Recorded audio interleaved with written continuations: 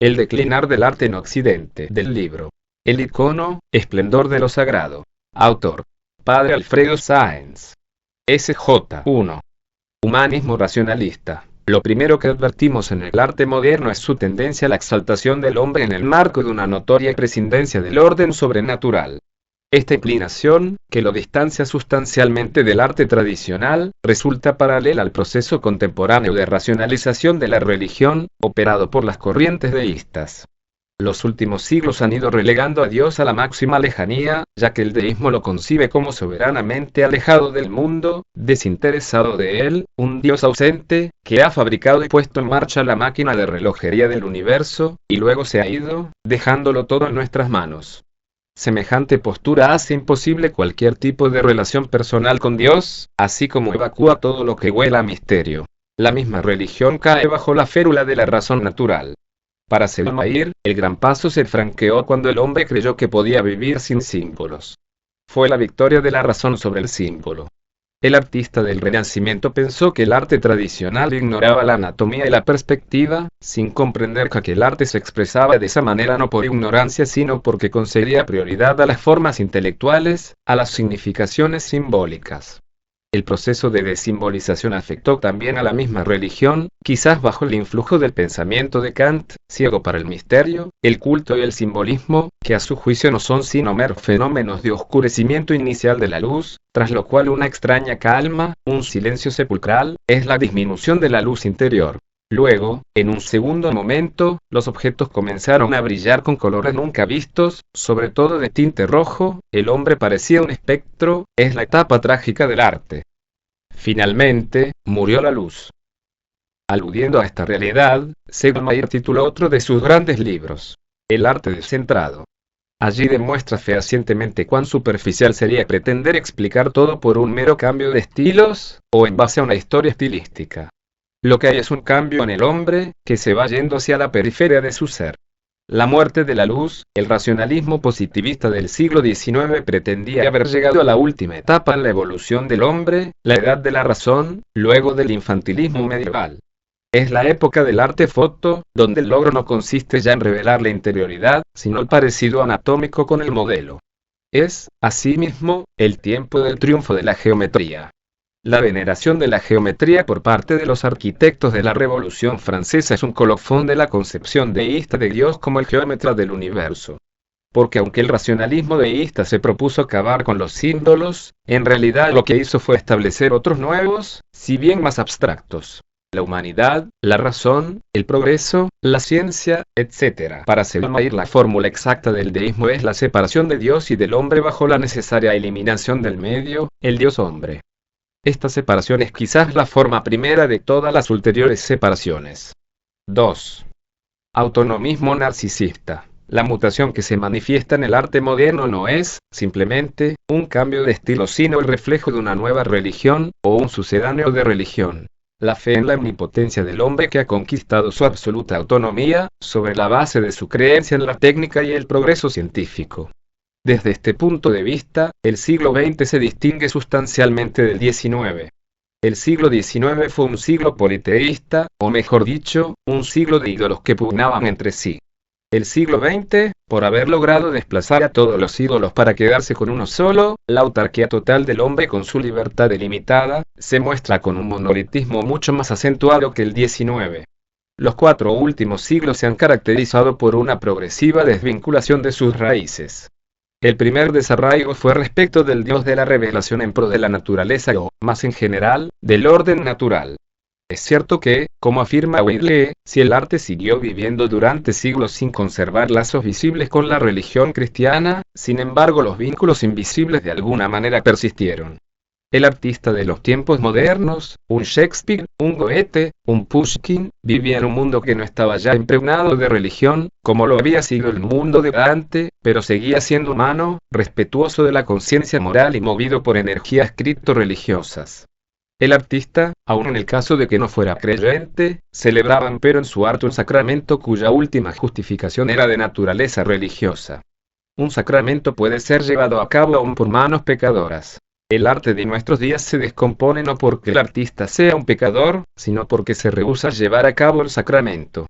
pero quedaba por dar un paso decisivo, afirmar el desarraigo ya no del Dios de la revelación, sino del mismo Dios natural, y con él, de la naturaleza misma, que con la inmutabilidad de sus leyes parecía sojuzgar al hombre. Este no quería ya depender de nada. Así, como afirma Franz von Baader, a la época religiosa del arte, la siguió una época de servicio a la naturaleza, y el proceso concluyó en una tercera época, en que, abandonando a Dios y a la naturaleza, el hombre se atrevió a proclamarse liberado de ambos, y ahora vagabundea como un fantasma entre los sepulcros y las reliquias de la religión y de la naturaleza. Esta fe en el hombre autónomo, es decir, sin ley, o mejor, hecho ley de sí mismo, es hoy la que consciente o inconscientemente tiene vigencia universal, sobre la base de la técnica, superadora de fronteras. El hombre no descansa en Dios, ni en la naturaleza, sino en la obra humana de la técnica, que le da toda la sensación de ser, por fin, realmente libre y autosuficiente, ya que en ella ve una criatura suya, un reflejo de su fuerza y de su poder demiúrgico. El hombre ya no depende de nada hecho, de nada exterior, rodeado ahora de un mundo construido exclusivamente por él. La negación de la esencia del hombre y de los objetos, escribe Selmayr, es la condición previa de su absoluta libertad, porque si existiera un ser de las cosas que no pudiese ser modificado por el hombre, éste no sería completamente libre, sino que dependería de aquel poder superior que ha determinado el ser y el destino de las cosas. Igualmente debe rechazar la naturaleza, porque también en ella el hombre encuentra objetos cuyo ser simplemente no tiene la facultad de modificar. Del pintor Mondrian, 1872-1944, se decía que en su taller de Nueva York trabajaba de espaldas a la ventana, para no ver los pocos árboles de la calle que le recordaban el mundo de la naturaleza, ya superado por el nuevo arte. Esta extraña y nueva forma de arte parece ser la que más cuadra a un hombre que, gozosamente, se ha declarado autónomo de todo, en el seno de un universo hecho íntegramente por él mismo. Su ideal será el arte por el arte, el culto de la belleza en sí, de una belleza, también ella, vuelta autónoma, desvinculada del orden metafísico. La proclamación de la autonomía del arte constituye un acontecimiento premiado de las más graves consecuencias. La anhelada autonomía ha hecho del artista moderno un perfecto narcisista. Al renunciar a las raíces y las comuniones, se ha encastillado en sí mismo, autobloqueándose, y distanciando su mundo de los demás. Ahora solo le pide al arte que lo refleje, al modo de un espejo.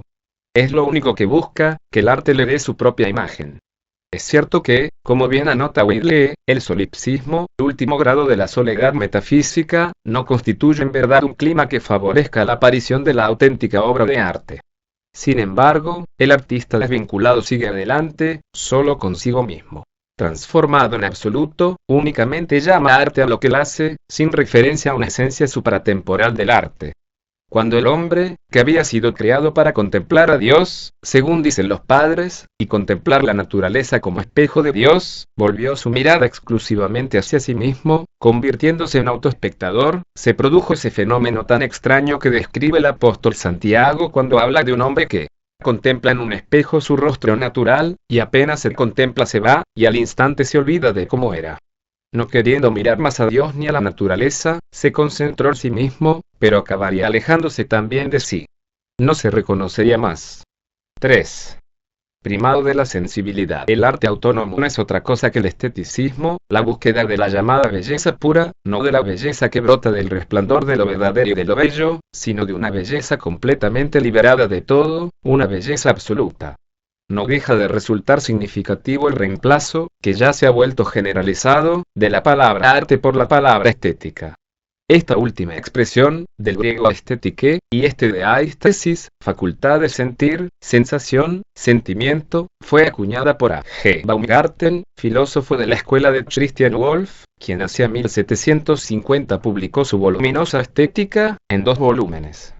Baumgarten presentía que estaba franqueando un umbral histórico el exaltar en tal grado el conocimiento sensible e inferior. La estética, que se mueve en el orden del sentimiento, es independiente del conocimiento, del ser.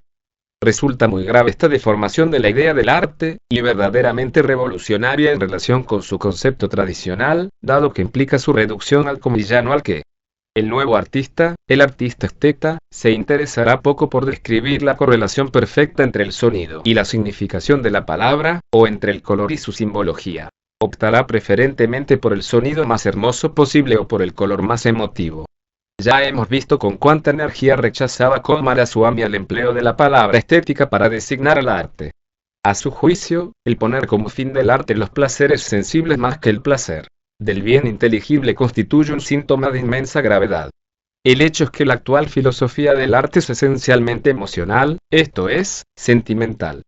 Si necesitamos el arte solo si porque nos gusta el arte, y debemos ser buenos solo porque nos gusta ser buenos, el arte y la moral se convierten en meras cuestiones de gusto y nada puede objetarse si decimos que no nos interesa el arte porque no nos gusta o que no tenemos ningún motivo para ser buenos porque preferimos ser malos. Quien mejor ha bosquejado la tipología del hombre estético y, consiguientemente, del artista esteta, fue Kierkegaard. Para el filósofo danés el estado estético se caracteriza por el juego de las posibilidades, la ironía y la melancolía. Sedlmayr ha visto en Picasso la encarnación del hombre estético así descrito por Kierkegaard. Picasso sería la personificación del esteticismo, vivido hasta el extremo. 4. Exitismo. Nos hemos referido anteriormente a este fenómeno de nuestro tiempo. El divorcio entre el arte y el oficio, tan vigorosamente enjuiciado también por Coomaraswamy. Según él, todo el mundo parece estar hoy de acuerdo en que el arte forma parte de las cosas selectas de la vida, y que es algo que se disfruta en las horas de ocio proporcionadas por otras horas de trabajo inartístico. Semejante modo de ver el asunto establece una división infranqueable entre el estamento de los artistas y la clase de los trabajadores, como si el arte y el trabajo fuesen categorías incompatibles. Decía Meister Eckhart que al artesano le gusta hablar de su oficio. Eso sería antes, hoy a ningún obrero le gusta hablar de su trabajo. Una de las consecuencias inevitables que entraña la producción bajo estas condiciones, el trabajo sin arte, es que la calidad se sacrifica a la cantidad. La industria sin arte suministrará, por cierto, las cosas que son necesarias para la existencia, pero dichas cosas carecerán de belleza y significación. Por eso decimos que la vida que llamamos civilizada se aproxima más a una vida animal y mecánica que a una vida humana. Y que en todos estos aspectos contrasta desfavorablemente con la vida de los salvajes, de los indios americanos, por ejemplo, a quienes nunca se les habría ocurrido que la producción, la actividad de hacer cosas destinadas a un uso, pudiera convertirse en una actividad sin arte. El hecho es que dentro de la sociedad se ha constituido un estrato social para el cual el arte ya no existe. Según observa Sedlmayr, el obrero, como figura, es un hombre sin arte, el primer hombre sin arte que haya existido en la historia, un hombre sin fiestas, ya que éstas son casi inimaginables sin alguna forma de arte. Así como una gran parte de la clase obrera industrial se ha alejado de la antigua religión que profesaban sus antepasados, también se ha alejado de un mundo que, aunque fuese modestamente, estaba penetrado de artes y habilidades artísticas. En todo caso hoy no se da un arte obrero, como hubo antes un arte campesino y un arte burgués. Es terrible aceptar la creencia general de que solo cuando un hombre se evade de su trabajo y se divierte puede ser realmente feliz. Santo Tomás decía que no puede haber un buen trabajo sin arte. Pues, ¿qué es una obra maestra?, se pregunta Coomaraswamy. No es, como comúnmente se supone, un vuelo individual de la imaginación, fuera del alcance de la mayoría en su propio tiempo y lugar, y destinado a la posteridad más que a nosotros mismos, sino, por definición, una obra realizada por un aprendiz al final de su aprendizaje y mediante la cual demuestra sus títulos para ser admitido como miembro de pleno derecho en un gremio, o como diríamos ahora, en un sindicato, en calidad de maestro.